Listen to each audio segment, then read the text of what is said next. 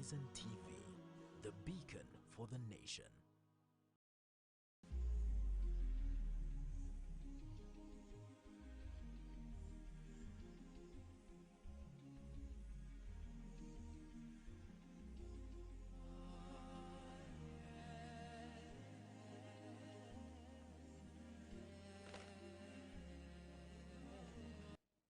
Assalamu alaikum wa rahmatullahi wa barakatuh. Very good evening. Welcome to Live Real Talk. My name is Faisal Qasim, and tonight is an entirely a youth affair where we are going to talk about youth and economic development. But again, before we get into that, I wish to take this opportunity to thank you, the viewers, for making something happen.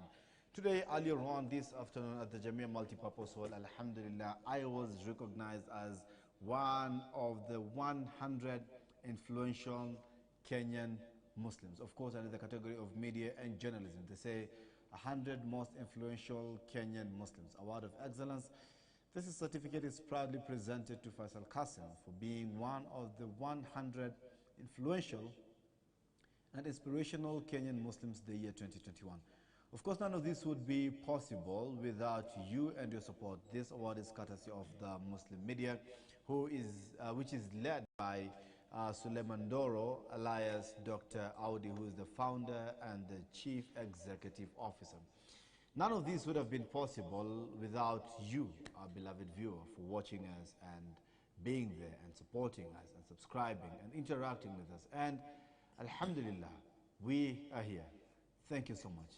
This award is dedicated first and foremost to my family led by my mother. Thank you so much.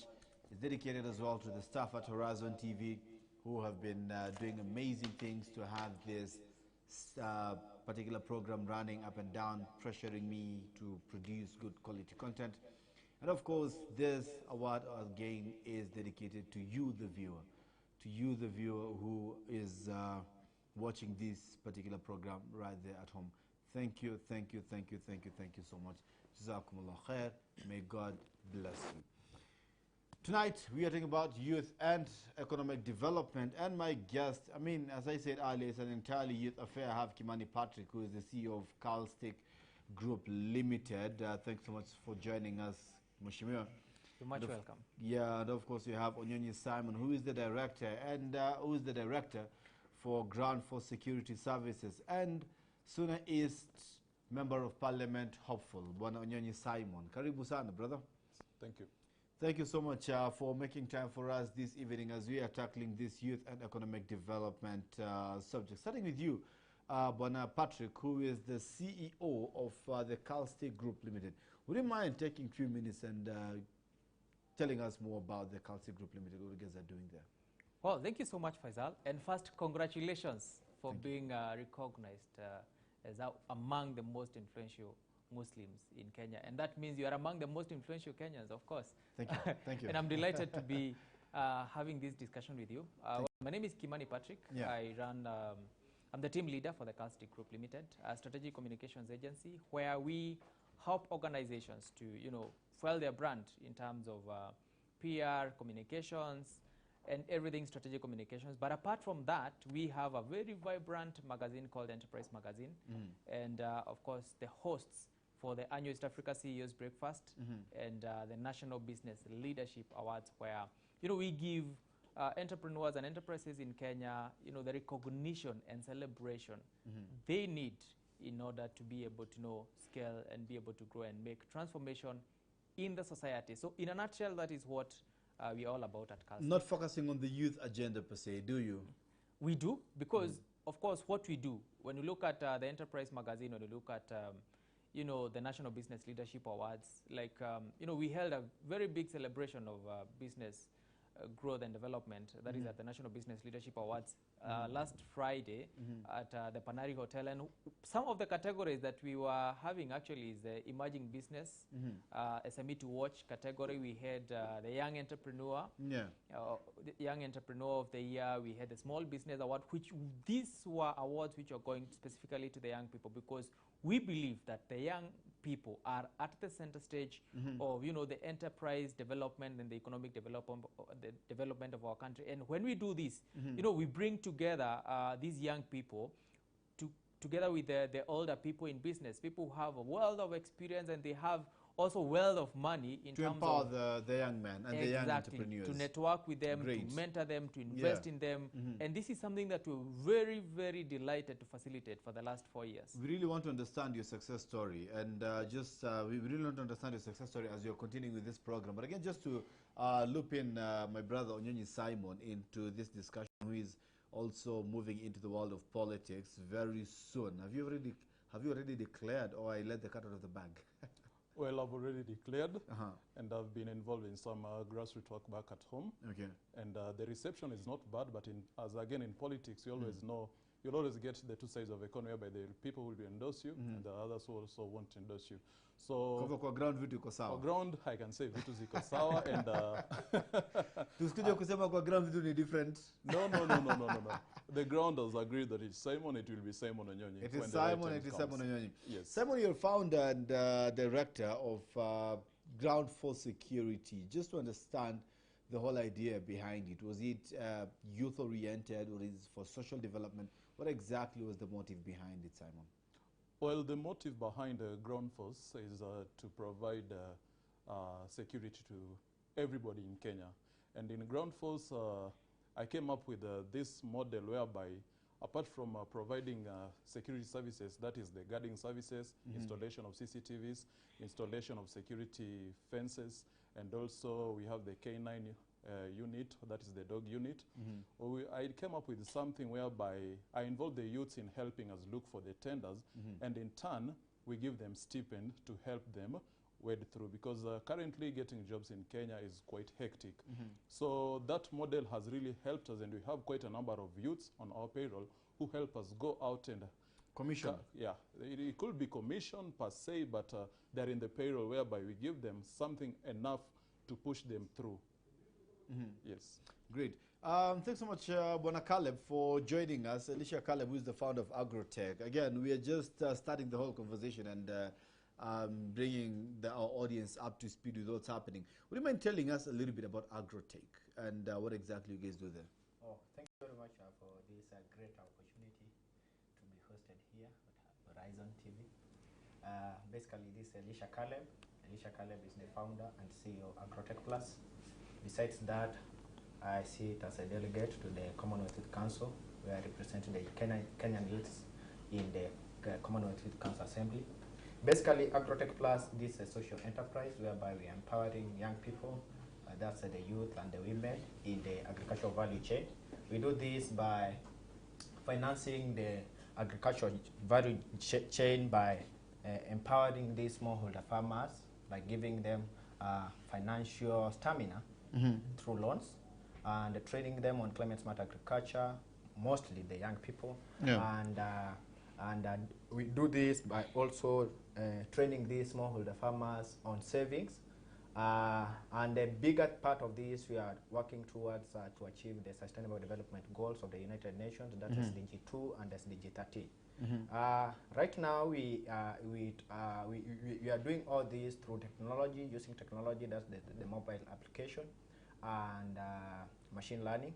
And at some point, we are using satellites. So for this, we have been doing this for 3 years. In our database, we have around 5,000 smallholder farmers, whereby 2,000 are young people. SDGs is one of the goals of which it was in tandem with one of the big four agenda of the Jubilee administration. One of the goals was, one of the big four agenda was food security, which is in line with the SDG, you know, Sustainable Development Goals, of which is something that you've mentioned. How far are we from attaining that, and particularly what role can the youth play in attaining that, Bwana Caleb? That's a very great question. As far as I'm concerned and my capacity working towards the Sustainable Development Goals, I believe we are there. What it needs is for these young people to be given the skills, to be empowered by giving them the opportunity that is required of them to achieve this. All these, I think we are nearly there. By Agrotech Plus as an organization or an entity itself, we are doing this by training the young people the importance of this agriculture. By these young people knowing the importance of this agriculture and knowing that they can play a key role on achieving all these things, at the end of the day, we achieve the SDG 2. The government at the same time is importing a number of products that is being consumed actually in the country. So how do you encourage the young man to go and invest in agriculture, yet the government, and you sit in one of the board that makes policies in this country. So how do you convince that young man to go and invest in agriculture, yet our own government is importing some of these things, like we heard about the infamous Mexican maize or Mexican sugar and et al. So how do you convince the young man to invest in sugar, or rather in farming? I think agriculture is a bigger thing, a bigger plan of the government. And from the look of things, and from since we entered into this market, young people are greatly inviting this or welcoming this initiative. So as far as I'm concerned, the young people need to be told the bigger importance of agriculture, other than being told the smaller disadvantage of agriculture. And at the end of the day, all these things will sound as a success to these young people. Yeah. So agriculture is a bigger thing, and the young people are the ones, I believe, who can make this agriculture sexy. And at the end of the day, the agriculture will turn fertile. Great. Thanks so much. Bwana Simon Onyonyi, I'm just returning back. Bwana Simon Onyonyi, why exactly would you want to vie? What agenda do you have for the young man and for as far as economy is concerned in this context? Well, day in, day out, we've always heard that the only thing that the youths need are the jobs. Mm-hmm. And it has been a campaign tool that most politicians have been using, that the youth, the only thing they need are the jobs. But we forget that there are other sources also that we can help these youths. Mm-hmm. But so you don't need to be directly employed. Now, if we set up, of course it has been done before, but it's not working, things like the Uwezo Fund, the youth funds. But now from the constituency level, mm-hmm. we can bring in investors, and through these investors, if we have improved infrastructures in the constituency levels, the youths will get jobs from there.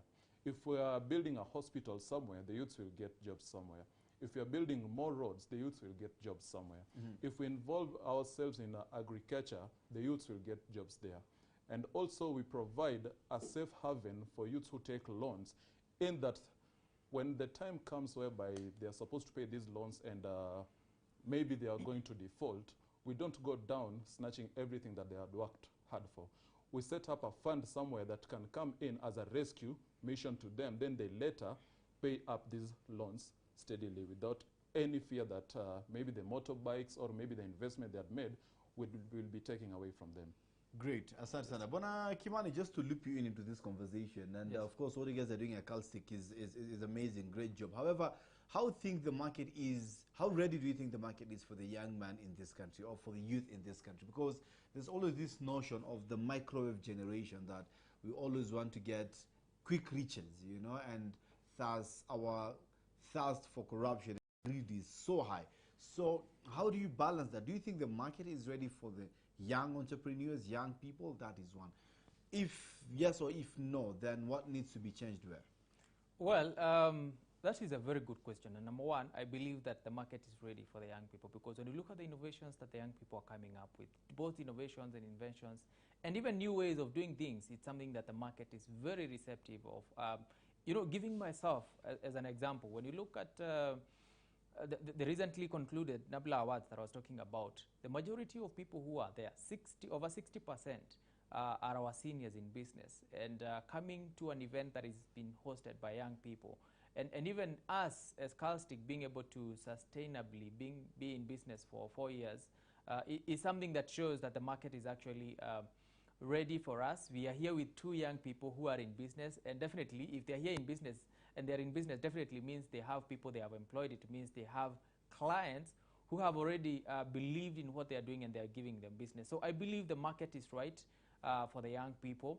What the young people need to do is to continue being active and playing an active role in the, in decision making. And I appreciate Simon, who is just right next to me, for taking that step and believing that he needs to be at the center stage, where laws are being made, decisions that affect the youth are being made. And I believe it is an important initiative or an important thing that he has done to, declare himself in a, in a bold way to take, I don't know whether we call it take horns on Oscar Sudi, in Suna East and compete with him to be able to try his chance and be part of those who are championing that the rights of our people and championing the change that we need to see in this country as the youth. But at the same time, apart from being in parliament and those who are also vying for the members of the county assemblies and different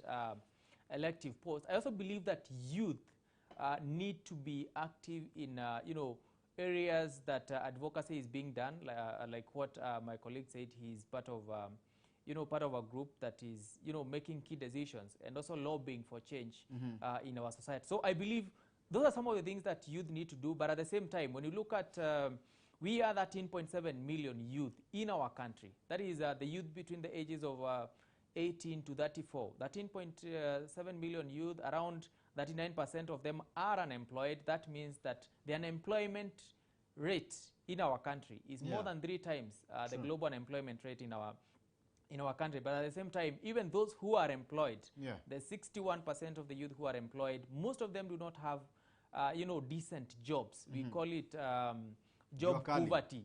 We call it job poverty.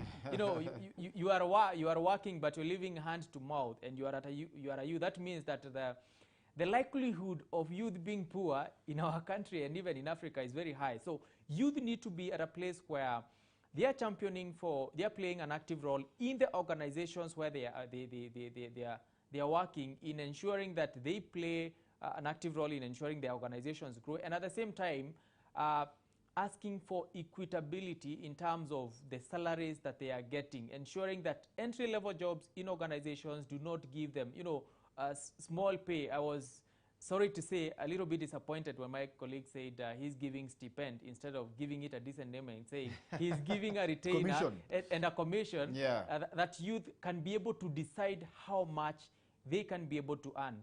In terms of, young people shy away from commissions, and being a commission-based person means that you can be able to write a check of any amount that you want, but you have to employ the skills that you have gained in the in the institutions of higher learning that you have been up to, that you have been in, and also being aggressive in terms of employing those skills and ensuring that you are able to bring clients to the organization that you work in. And also at the same time, youth need to stop complaining. We are all over social media, we are sharing memes, and I believe that if youth share with as much enthusiasm and energy they use to share memes in advocating for the right things in our country, advocating for the changes that we need to see, and also ensuring, advocating for, adequate funding for key facilities or key areas, healthcare, education, ensuring that they're well funded.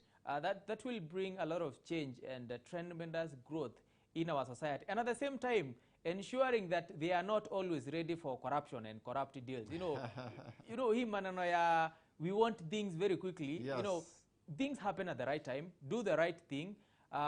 Say no to corruption when someone even asks you to open up a company and ask for a tender in a particular government institution so that you can get 50% and then the other person gets 50%. You are killing our future as a youth. You should be able to say no. I mean, you are mentally capable of thinking and coming up with a solution that can give you a decent income, and that income ensure you pay taxes. Because another way that you need to contribute in ensuring the economic development of our country is to stop evading tax and pay taxes. Because when our government is fully funded and we say no to corruption, definitely we are going to grow to even not being the 6th and being the first country in terms of the economy being big in Africa. Great. Thank you so much.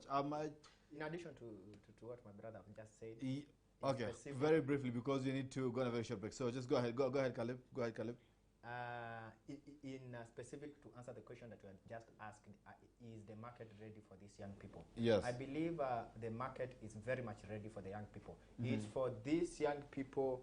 It's for these young people to be given the required platform for them to fail. Through the failing of day by day, they end up succeeding. And the question is, are these young people ready for bringing this economy of ours from the bottom to the up, in such a way that such a way that, what do I mean by saying bottom up? It's not the political. It's not the political bottom up. I wanted to ask, is it wheelbarrows or 6,000? Which one will get the youth out of It's not the bottom up political way. It's the bottom up in a sense that these young people ready to welcome a start, starting their companies from a startup to the established company. Are they ready to start from somewhere? Are they ready to be empowered by skills devolution? Are they ready to see or to volunteer in a company? That's what I mean by saying bottom up. The bottom up. Okay, not the bottom up here, wheelbarrow. Yes, yes. Okay, so Bonasemo Onyonyi, I'm just going to give you a few minutes. Is it very few minutes? And I want the briefest answer, the most brief answer possible, because you're going to get for the comprehensive one after the break. Yes. Is it 6,000 or wheelbarrows that will help elevate the situation of the youth currently in the country? Well, as to me, the wheelbarrow will come once. And if we all came out tomorrow, today, and everybody parks his or her wheelbarrow down there, then tell them that now work. Do you think we're going to get maybe somebody to carry around the things? So the 6,000 will work? So the 6,000 will work. And what some people confuse the 6,000 with, what they fail to understand is this. The 6,000 is not going to be given to every Kenyan, but it's going to be given to those people who live below the poverty line. And that one we are looking at the $2 minimum according to the UN level. So the 6,000 will be monthly until maybe somebody or someone's family comes to a level whereby they can easily fend for themselves. And it will be done in a peculiar way that those who may want to maybe do some shoddy deals with it, like the Pese Awazele that we saw some guys who are doing some schemy businesses with, won't be there, because a good initiative is going to be put in place to ensure that that money goes to the designated individual. So the 6,000 will come monthly, but the wheelbarrow is a one-thing day. And you'll be given 5 people over one wheelbarrow. So somebody on Monday, the other one on Tuesday, the other one on Wednesday. So I believe the 6,000 will carry the day. It's better. Okay, yes. And that's how we are taking it. We're taking a break right now, right here on Live Real Talk. Please just keep it here, Live Real Talk. We are coming more with at least more solutions on how we can elevate the young men and women outside there who are the youth, the 63% of this country's population. Please don't you touch that dial. We're going to be back in a moment.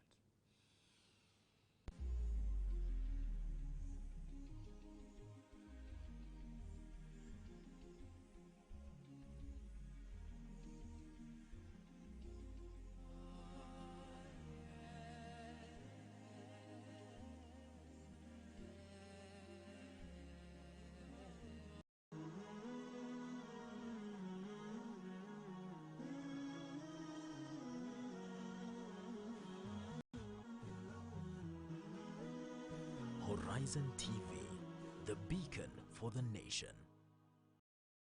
Allahu Akbar,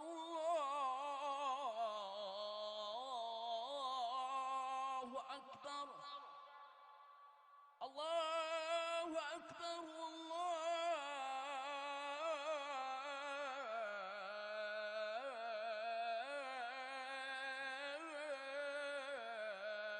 Allahu Akbar. أشهد أن لا إله إلا الله أشهد أن لا إله إلا الله أشهد أن محمد رسول الله أشهد أن محمد رسول الله حي على الصلاة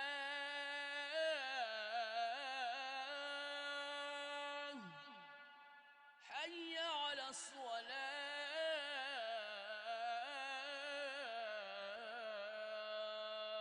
الصلاة حي على الفلاح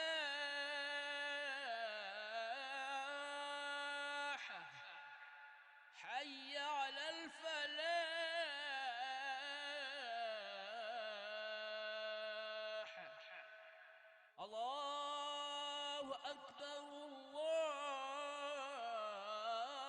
أكبر لا إله إلا الله.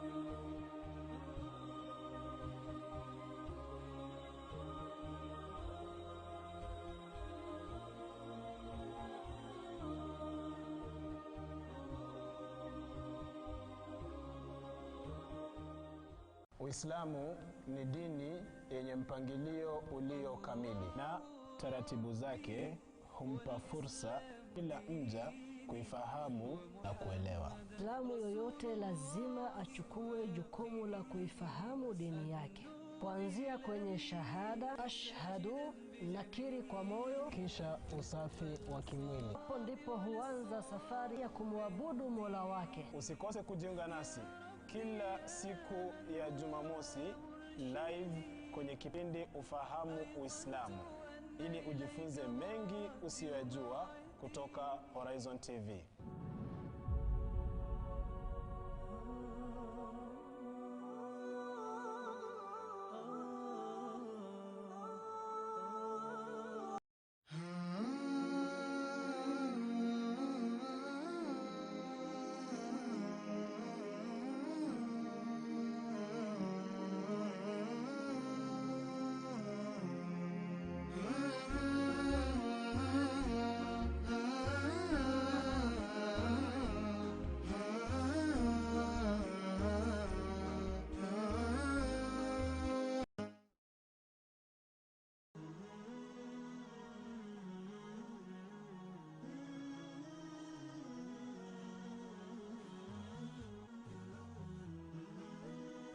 Horizon TV, the beacon for the nation.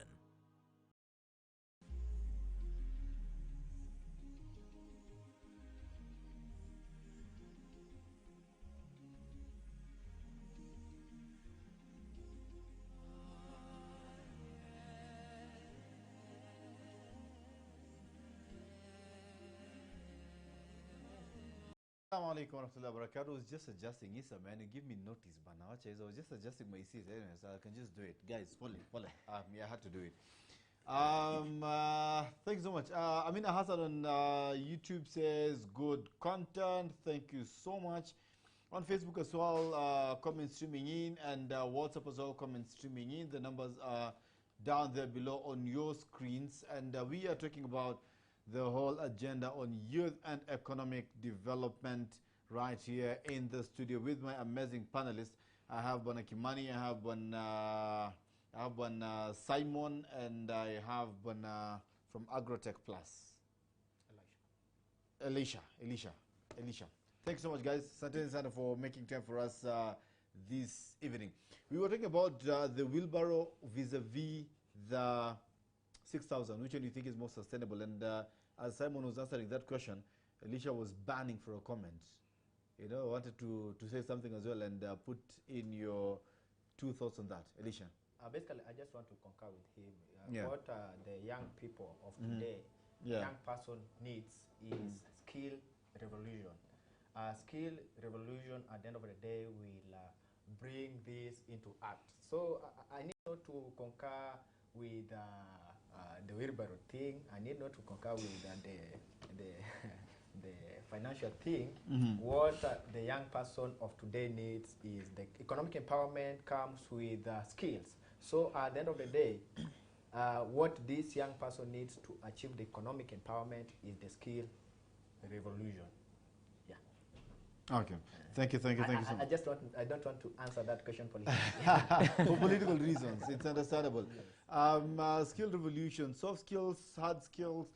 And Kimani, that's where you come in. There's a whole paradigm shift for as far as jobs are concerned in this country. There's a whole paradigm shift. I mean, if you think about education, we have thousands of graduates, and they keep on graduating in their thousands every other year, but still employment is becoming a challenge. Where is the hole in the bucket that is leaking?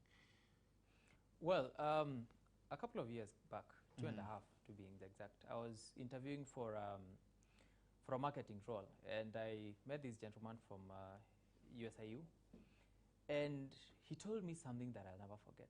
I interviewed him. I asked him if he knows how to, come up with marketing strategies and all such kind of things. And this is what he told me. He told me yes, but not practically. He knows how to do it theoretically. And that is now the challenge that we have in Kenya today, because most of the graduates who are graduating today, ask them who has practical experience on anything. Maybe less than 1% will tell you they have practical experience. That is number one. Number two, you go to the employers. How many employers, even for a voluntary role, will accept a graduate to come and work with them without a practical skill? Very few. But this is where we need to bridge the gap. That number one, immediately you enroll, and I'm sure there is parents who are watching, there is students who are in campus who are watching here, immediately you enroll for a course at the university.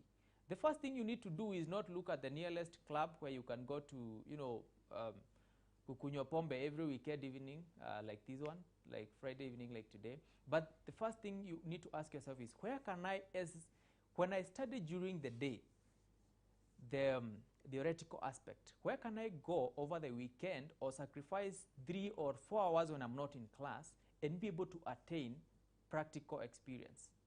That is number one, because it will ensure by the time you're clearing your 4 years of college or 2 years if you're taking diploma or a certificate course, you have not just 2 years or 4 years of theoretical experience, theoretical knowledge, but you also have 2 years or 6 months or 1 year of practical experience that makes you employable. But also now to employers and enterprise owners, I challenge them.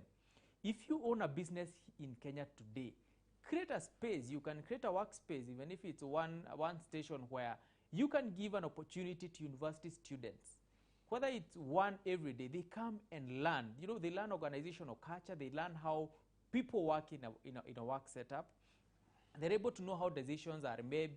If it is in the financial department, let them know how to create, balance sheet, profit and loss, financial statements practically. If it is in sales, let them have those sales skills practically in organization, so that when they are ripe for graduation, they will come out of the institutions of higher learning with both the skills, practical skills and theoretical skills, and that makes them ready to participate in the economic growth and development that we're discussing today. Okay, Yeah. great. Thank you so much. Gentlemen, now, in the interest of time, I'm going to start with you, Bwana Elisha. I'm going to start with you in the interest of time, just to get your feedbacks, or rather your one thing that you think can revolutionize the whole economic agenda for as far as the young man is at the epicenter of this conversation. What exactly do you think it's one thing? Of course, you've mentioned about skills. Then we already have like the TVET centers and the skill centers around, but still the youth are crying foul. So in your own words, what do you think is one thing that will revolutionize the whole agenda on youth empowerment for as far as economy is concerned? Thank you very much. Allow me finish by saying that first, these young people are the key beneficiaries of the Agenda 2030. And for this, the success of the whole thing, the young people needs inclusion. For young people needs to be actively included in all the governmental economic agendas. Secondly, the young people should be part of the policy making table. They need not to be part of the menu, but to be in the real table discussing the issues.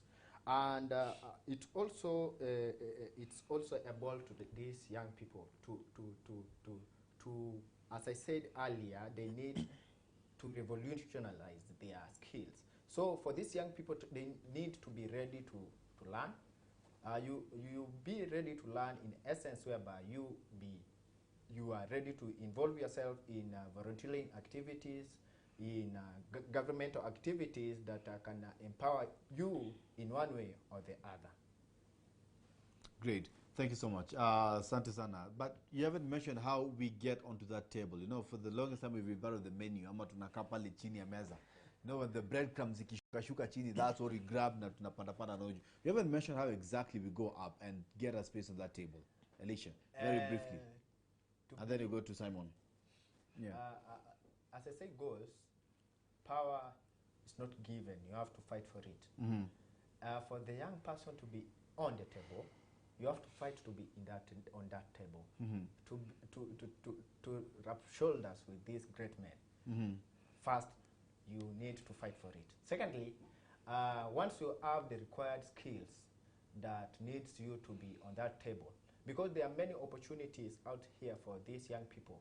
Young people are not doing research. Young people, what a young person wants is once he interacts with the successful person, he needs that successful person to transform his or her life. Mm-hmm. No, you have to fight for that success. You have to find the required skills, and you also need to be ready to learn from the required materials from the required personnel mm-hmm. that can make yourself to be on that table. Great. That's amazing. Asante sana. Bwana Simon Onyonyi, what do you think is that one thing that will revolutionize the whole agenda of youth empowerment for as far as economy is concerned? I say the topic on economy is quite diverse. Yeah. And I believe that what we have to start from is the purchasing power parity of the Kenyan nation. The next thing we have to look at is the nominal GDP of Kenya, mm-hmm. and also the real GDP of Kenya. If we put these three things in practice, then we can start thinking of this issue on how then is our GDP, the nominal, the real, and the purchasing power parity mm-hmm. is going to help Kenya revamp its economy. Then we look at the aspect whereby we know very well that Kenya has so many graduates, and the job market is limited. Mm-hmm. Now, how many companies have failed in Kenya? There are so many. Yeah. We have Kikomi, the textile industry in Kisumu. We have Sony Sugar. We have mm-hmm. the Webuye. Mm-hmm. We have the one in Western, the sugar company in Western. Now, if you only take an example of Sony Sugar, directly and indirectly, if the government revamps enough money into that company, mm-hmm. I'm certain we're going to create more than 100 jobs, both directly and indirectly. Now, it's not that the government cannot, but the problem is the people who are being put in place. Now, if the youths can come up, take these elective positions, because everything is made in parliament. The others are just but rubber stamping. So if we can get into parliament and be part of the decision making, we don't have to wait for us to be the future leaders, as it has always been said. Now we get in there. We are the majority. 18 to 35 years, that's the majority, of course. Now, how again at the end of the day we find that it's the elderly who go to parliament? It's because they lapse on the youth side. No, so we cannot even blame the senior politicians that mm-hmm. they're the cause. If we can find a way of revamping these fallen industries, yeah. we are going to create a lot of jobs. So basically we industrialize the nation. We industrialize the nation. And create more employment opportunities. More employment opportunities. So, but do you think we have people who are employable to take up these positions? Do you think the youth are ready to take up these positions? The youths are ready to take up these positions. But the problems comes in when whenever you go to apply for a job, you're told that we need 3 years, 5 years of experience, right? Mm. There's no way that youth is going to get that experience if he has never been employed. Okay. And the person to give him that experience is the same company that is telling him that come after you've gotten 3 or 5 years of experience. Now we have to revolutionize, even the youth ministry, the ICT ministry, they have to come up with these recommendations whereby they have to, if we have to force these companies to give the youths attachments and internships for them to get the practicals, the practice that they need to get into the job market. Otherwise, the youths will remain unemployed. Okay. And the Kenyan economy can really support these ventures. Because recently I saw the president saying that for the first time, KRA surpassed its limits because of good revenue collection. We are at 1.6 trillion, right? Although we know so well that that is not the real GDP. That's just the nominal. Yeah. With the inflation not put in place. So even if it's so, our real GDP will still be high. So the country can really revamp the agricultural sectors and revolutioning the industries, and youths will get employed. Great. Asante sana. Thank you so much. My brother Kimani, Yes. as we are wrapping it up. Yes. Yeah. So one, I believe, as the majority youth in this country, we are our own friends, we are our own enemies. Our challenges are unique. We know what needs to be done. We know what our challenges, we know the solutions. And one key thing that I believe we need to do is to unite. You know, a youth united cannot be defeated. We used to say that quite a lot when I was at the University of Nairobi. And look at university students. When they want something done, they do it very well, and at the end of the day, they are listened, and it is done. But what happens immediately they leave campus? That comradeship leaves them. I don't know whether it's them who leaves it in campus or it leaves them. Look at members of parliament. When they want to do anything for themselves, they do it. But let us come to the youth. When some people are championing for change, others are against it. Others are being used by politicians or influential people in state agencies or even big companies. So one thing that I believe that needs to be done is there needs to be a unity of purpose amongst the youth. Those who are seeking elective posts, like Simon here, those who are in the private sector, like myself, need to come together and come up with policies specifically that will empower the youth, whether it's job employment or increased funding to, essential services that will enhance livelihoods of Kenyans.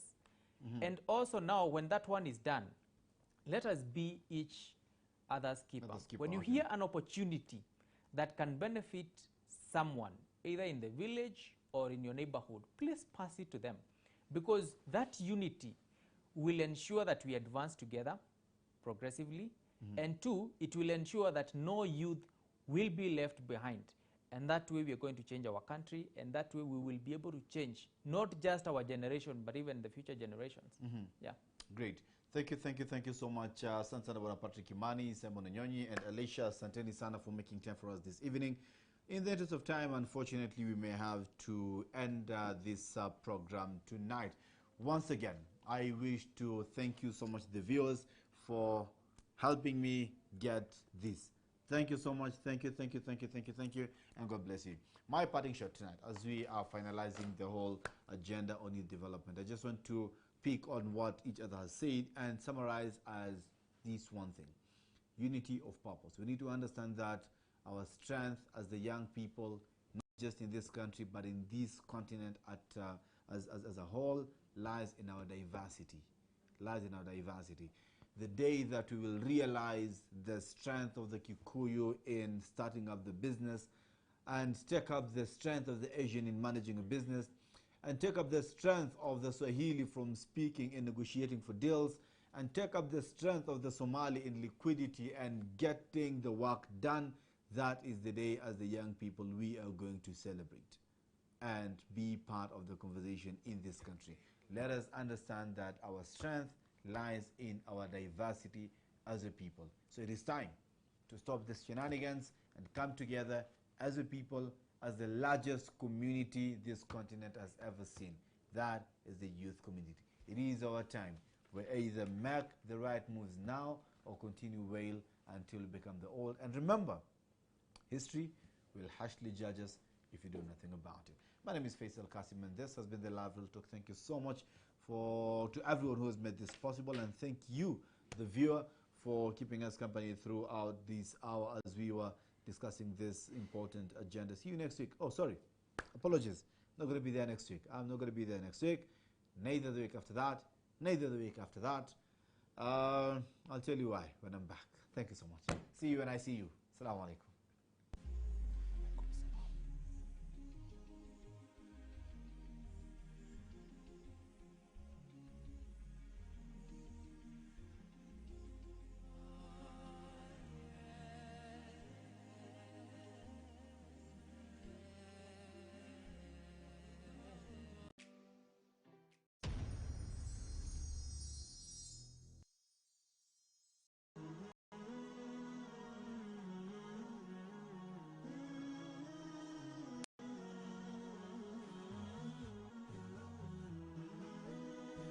Horizon TV, the beacon for the nation.